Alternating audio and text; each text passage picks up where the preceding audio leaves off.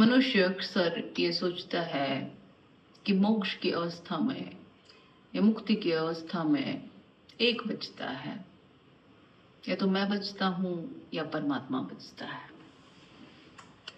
पर बात इससे जरा भिन्न है। जब तुम कहते हो एक बचता है, तब दो का ख्याल तुरंत अपने आप आ जाता है, बिना कुछ किए।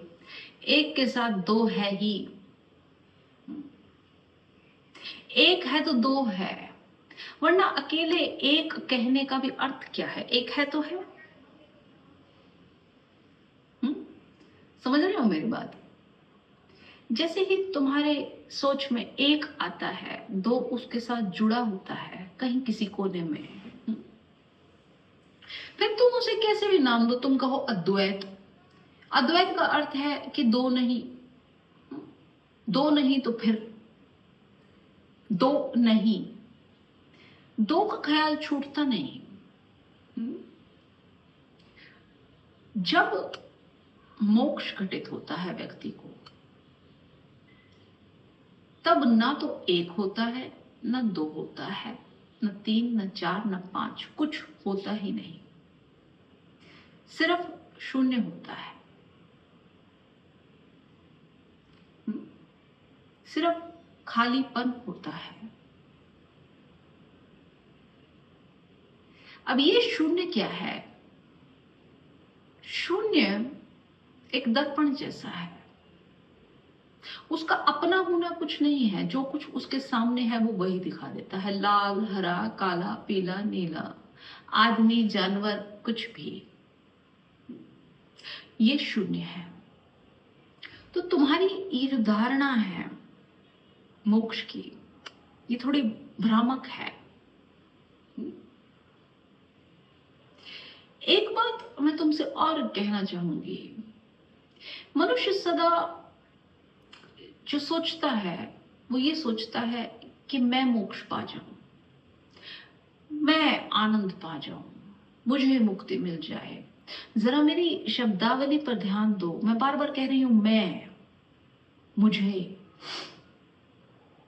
अब ये बड़ी विडंबना है कि जब तक ये मैं, मुझे, ये सब नहीं गिरता, तब तक कोई मोक्ष की प्राप्ति नहीं हो सकती। पर हमेशा जो चिंतन होता है वो यही होता है कि मैं मोक्ष पा जाऊं, मुझे आनंद मिल जाए।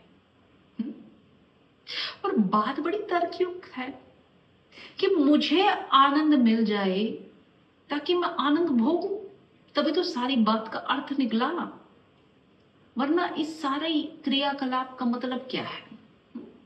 अगर आनंद मैं भोगूंगा ही नहीं तो फिर ये सब क्यों? तुम समझ रहे हो?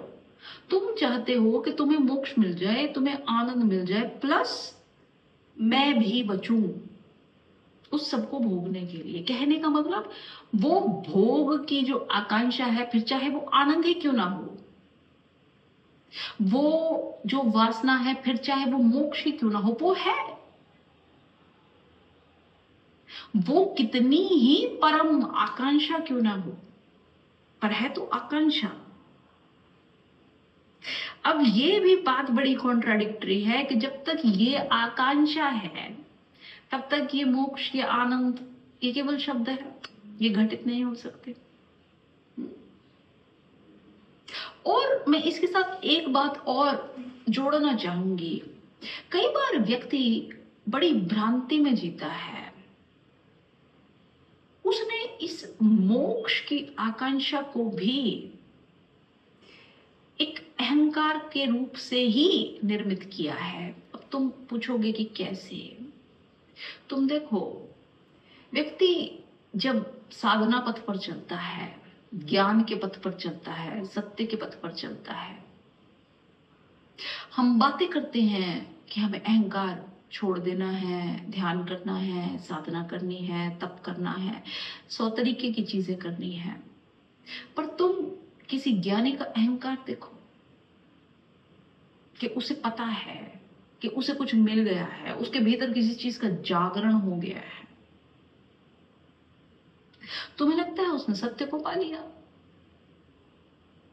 ये धोखा है।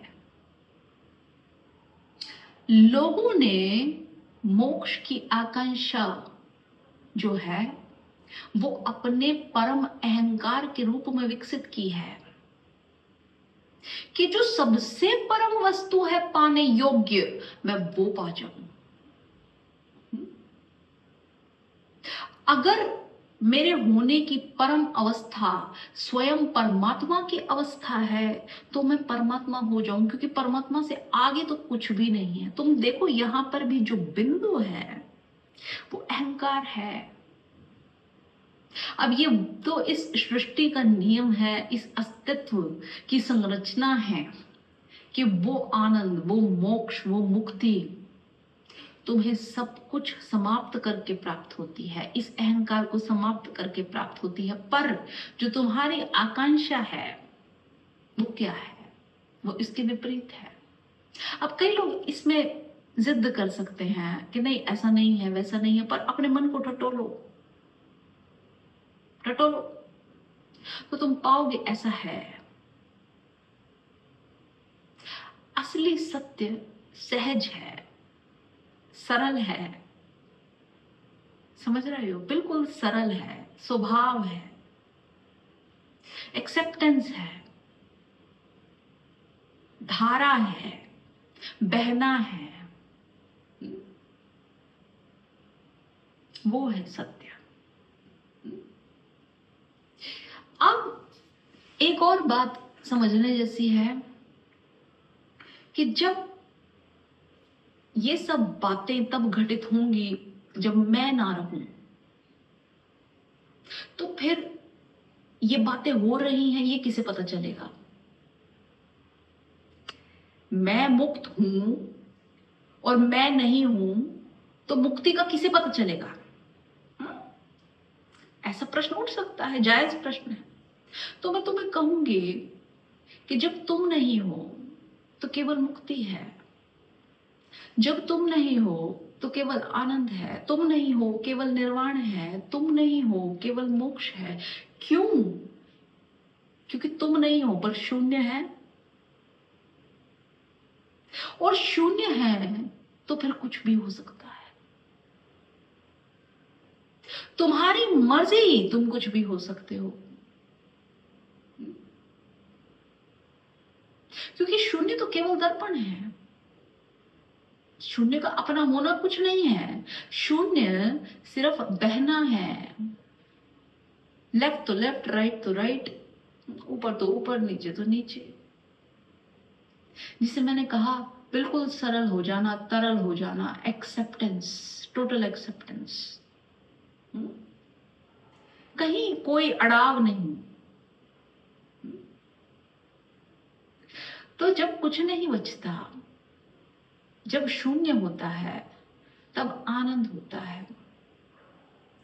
आनंद एक अवस्था है, तुम उसको भोगोगे नहीं। मुक्ति एक अवस्था है, मुक्ति बस होना है, तुम उसको भोगोगे नहीं, तुम मुक्त हो।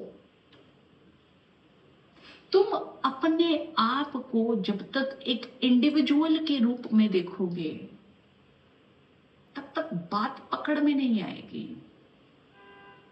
जब तक तुम अपने आप को एक अलग कण मानोगे बात पकड़ में नहीं आएगी। तुम समष्टि हो,